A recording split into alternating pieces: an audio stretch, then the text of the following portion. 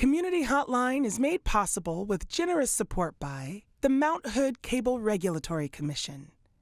The Mount Hood Cable Regulatory Commission advocates on behalf of the public interest on communications policy issues at the local, state, and federal levels.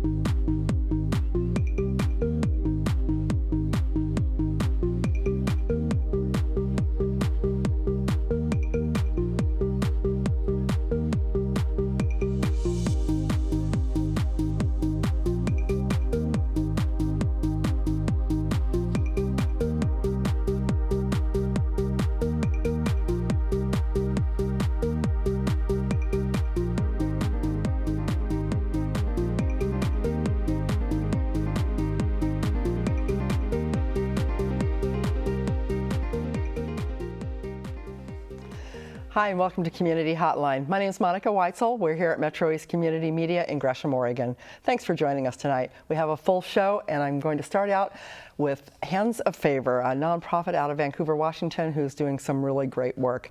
What are you, executive director, I guess, of Hands of Favor? Derek Thompson, so nice to have you here again. Welcome. Thank you. It's nice to be here again. Thank you. Well, Hands of Favor, we met, I don't know, a couple years ago probably, and had some great conversation with you and your wife about the work that you're doing in the community. Could you, for those who don't know about Hands of Favor, give us a little overview of what your organization does and what your mission is? Yeah, we are as you say, we're a nonprofit. Mm-hmm. We call ourselves a haircut ministry, and we put that /outreach now because we've added a few things to it. But basically what it is, it's about, we recruit volunteers, which are mostly hairstylists and barbers and makeup artists even, and we go around through several communities and provide free haircuts to the underserved people in the communities. And underserved is anything you can think of. So that could be homeless people, that could be people that are just kind of down and out, can't afford a haircut right now, or at risk for whatever. I mean, that's sort of a catch-all term, but you're there to provide that service. Right. Exactly. Now, you were a hairstylist, so you obviously still are, but instead of having a commercial enterprise now, you're directing all your efforts toward this nonprofit. Yes, I am, and I couldn't be happier. I couldn't be happier. It's kind of nice, isn't it, to be able to give back, but you always get so much more out of doing that yourself if your experience is like mine has always been. So tell me, what is your mission? You're obviously, we're going to help people through haircuts, but tell me a little bit about how that works. I mean, how do people find out about you? How do you do this? How do you go about doing this? Well, it's naturally things have evolved because we've been doing it for 3 years. When we first started out, it was us just wherever we could find, getting on the internet, making phone calls, talking to people, trying to introducing what we did to organizations, social service organizations, schools, churches, things of that nature. But now we're very happy to say that we don't have to go out and search anymore. We are fielding phone calls. They're probably coming to you, aren't they? We're fielding phone calls on a weekly basis, as a matter of fact. So you've partnered with a lot of other nonprofits and other community groups, and like you said, schools and churches, to find the people that need your services, and sometimes they provide you a place to do it. Is that right? Yeah. Instead of sometimes, they always, at this point, find a place, because that's one thing we do, because of the fact that we move around. Yeah, we don't have a brick and mortar to do this in, and if we did, we wouldn't be able to do it on the scale that we do, because that brick and mortar naturally would be in one place. This way, we can go wherever you're needed. As long as they have the space. So what is your area that you cover? We're based in Clark County, like you said. So we do Clark County, we do the greater Portland metro area, we do Washington County. Those are our 3 basic counties where we do the bulk of what we do. But we've been as far as Kelso, Washington, Longview, Washington, Sandy, Oregon. We do that one once a year. And we've Even been asked about Utah and Seattle, as a matter of fact. You know. Wow. Well, I would think, when I first met you, I had never heard of anybody doing this kind of work. I imagine there are other organizations somewhere that does that same kind of work, but I bet people would love to use you as a sort of a model, a template for starting other nonprofits across the United States, because that's a great service to provide. You brought a video that I watched that really gives a good explanation and gives us a good feel of how your organization works. You mind if we show that now, just to give people a flavor for what you do? No, I'm fine. If I could just add to what you said right quick, though, about being a model. That is our one of our goals, and not a long-term goal, a short-term goal, as a matter of fact. Because when we first went in, I did a lot of checking as far as I could check, and I continue to check and see if there's other organizations do what we do on a full-time basis. And to this point, I haven't found. You haven't found one, huh? Yeah. Well, I've never heard of one. So yeah. So that'd be great. You could be, you could be the model for other organizations. That's our plan. Nice. I like that. Okay. Well, let's go ahead and roll that video now and show the viewers what it's all about. Okay. Thanks. Here at Hands of Favor, we donate professional grooming services to the homeless and the at-risk people of all ages in the Portland, Vancouver, and the Washington County areas. It's a very important aspect of people feeling good about themselves. So we provide these services as a way to help people restore some confidence, a sense of dignity, self-worth. That goes right along with our tagline, which is restore, renew, and motivate. People feel good about themselves, they're more motivated. We can't even go for a job if we're all shaggy and just not up to par. Most places would turn us away just on looks. We have partnerships that put on these events for the same reasons that we do, to serve the underserved in our communities. We attend events with professional barbers and hairstylists like myself who donate their times and services. This year we provided 2,200 free professional haircuts or styles at 130 events. These services have doubled, and we expect these numbers to continue to grow because there'll always be a need. We're located in Clark County, Washington. We've been as far as Stevenson, Washington, Longview, Washington. We'll be going as far south as Canby, Oregon. Getting everything to the events can be tough. At every event we have to move up to 5 barber chairs, our supplies, donated clothing, products. When we get to the event, we take those things out. And then when the event's over, we have to put those things back in. That can be kind of tough. Sometimes we have multiple events on the same day. We need reliable transportation and a large van. As a matter of fact, we'd like this van to be able to be a mobile salon. That way we could go on site to where we have to go. We don't have to haul anything out. We can bring the clients, the guests, right into the van with 3, 4, maybe 5 stylists to a salon on wheels. While we cut their hair, we talk to them. We build relationships and we learn about their needs. As we listen to them, we're able to ascertain how we can further serve them outside of the haircuts and the grooming services. Therefore, we can direct them to resources through the partnerships that we have. We're able to help these people get the services that they're needing to help restore their lives to a better place. It all comes back to helping the people that we serve. The van could help us help more people at more events over a larger area. This is an opportunity for us to get a van, and that could come in gifts of $5,000 or $1,000 or even $5. We believe in helping others who are less fortunate than ourselves, and in helping those people, we help our community. Nice.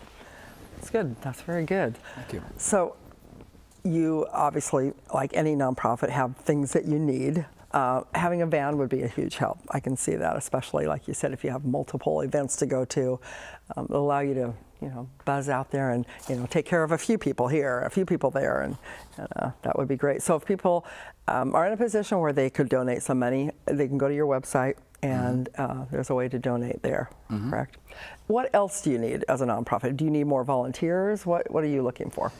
I'd like to say that volunteers make the world go round, and I don't remember the exact number of nonprofits that are in just this area alone, but it's an enormous number, and it just speaks to the fact that volunteers are really what make things happen, and we couldn't we're no exist different without than them. Yeah. exactly. So you know what I mean, and we're no different than them. Volunteers right now with our organization, there's a great need for them because of the fact that we are growing so rapidly that. We definitely are in need of administrators of all administration staff of all kinds, as well as hairstylists and barbers. So if you're a hairstylist and maybe you just have like one weekend free a month, would you work with them? Is that, I mean, if somebody could only do that, would that be enough to to help your organization? Oh, yes. So I mean, you can kind of work with people. They don't have to be. I'm volunteering every weekend for you. If they were a hairstylist, they could do, maybe they could work, one Saturday a month or 2 Saturdays a month or something like that. Sure. You'd be open to that. Yeah, I don't think that anybody out there might be up to doing as many as I do. I'm sure not.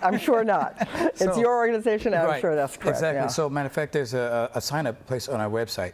The volunteers can go. They look at our calendar. It's very easy to navigate, and it tells everywhere we are from January to December. All they have to do is pick a date here and there, and they can put on there what day they want to be there, and it'll come straight to my email. And so maybe if they live in this part of one certain part of town, they're going to try to hit up all the events that are within a certain radius of where they live, and that's easier for them, or something like that. Yeah, as little or as much as they want to do. That's it great. Doesn't even have to be. Some of the events we do are 4 hours. There's a couple that are even 8 hours, but we don't even require anyone to be there the whole time. An hour or 2 hours or whatever works. Everything works. And as far as administrative people to, scheduling or answer phones or help on the website or whatever, you're always looking for that too. Then we're always looking for that. I mean, we're looking for development people, media people, communications people, everything, every kind of staff member you can think of, as a matter of fact, other than... Because it's really just you and your wife. And my wife, we do all the administrative work right now. And that's a lot of work, especially when you're also the ones that go out there and work with the clients too. So, yeah. So, and you had some pictures too, and I hope we can bring those up and take a look. Okay. Because there are some really happy faces on the people that you work with. Happy faces are what really makes it work for us. It's our report card. So to speak.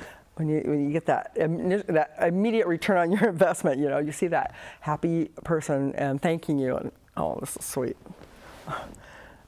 Is this like somebody praying after, or? No, I just, we were at Transitional Youth there, and I just thought that would make a good picture. That's a beautiful picture. I love that. Yeah. I love that. Actually, we did round them all, pray for us, and then I said, let's take a picture of that. I like that. I like that. This was a back-to-school event, and that's just a few. We had 19 stylists there. So there's some of the stylists. That's some. Okay. Wow. And back to school, where was that? Was that in That was in Vancouver. We did 162 haircuts. Wow, nice. I bet those kids were delighted. Because, that really makes a difference. You get your haircut, and all of a sudden you feel better about yourself. There you go. Yeah. There you go.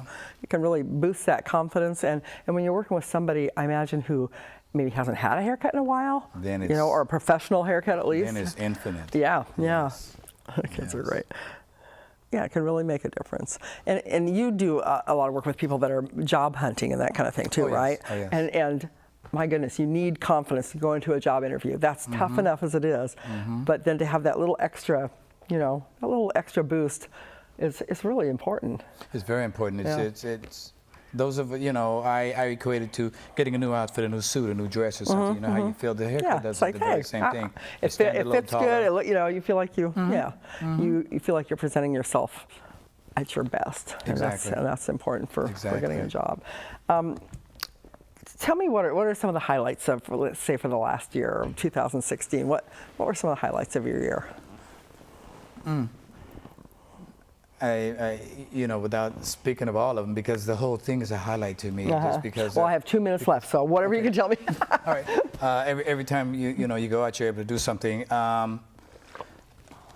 The highlights. Well, first of all, we were just, and this month is not still happening. We were featured as the Ministry of the Month on Way FM, 104.5. Oh, you Way were. FM, Congratulations. radio. That's very cool. Another highlight of the year, that van you saw in there, we were donated that van, and as a matter of fact, so that was a highlight. So you have a van, Yes, but that's not the one that's going no. to be outfitted that's just a cargo van to get you around. Yeah. We're looking because you for have to a put very all the large van, yeah, about like the food truck vans. one of Right, those, right, 'cause we're right. gonna have shampoo bowl in there, 4 or 5 chairs, Right. and the whole ball of wax in there, you know. But again, the highlights are the smiles of the people. If we have time, I hope we do.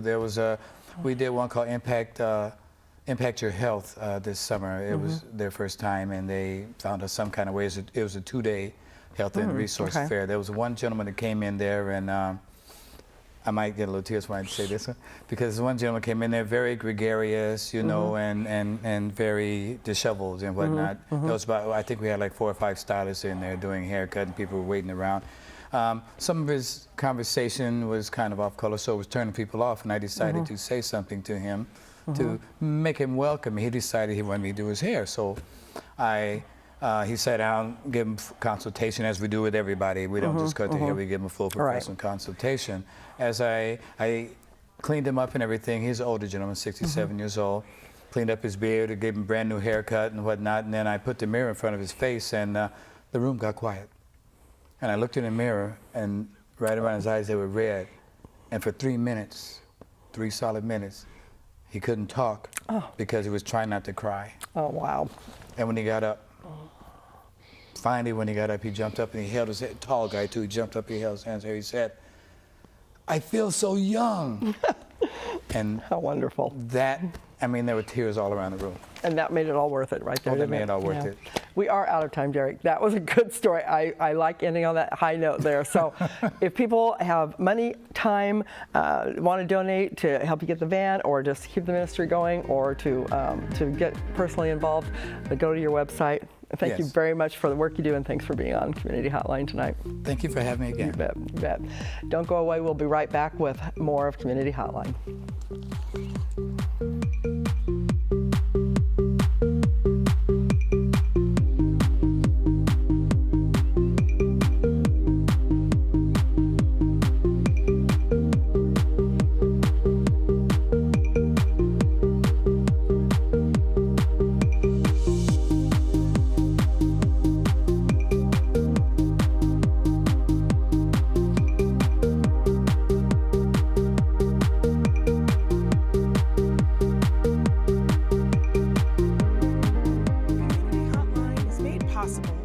Support by the Mount Hood Cable Regulatory Commission.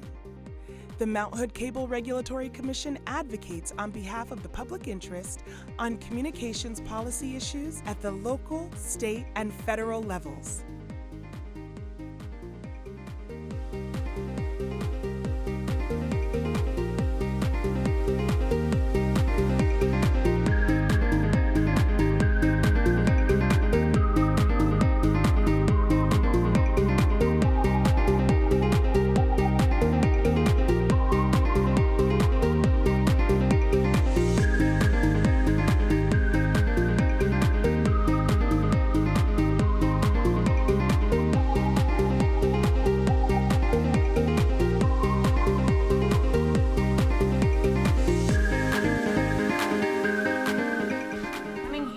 My documentary was more than I ever would have dreamed of doing. This is a community media station. It was phenomenal. Ready, camera 1. What is it about this place that makes so many different people come together? Ready, camera 2. Very professional, experienced people. You can use these industry standard pieces of equipment. Ready, camera 3. Take 3.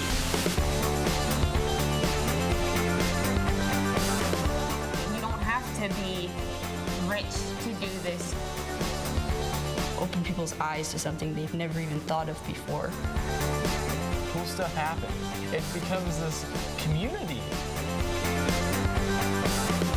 That's going to really change who's telling the stories and who's controlling the messaging.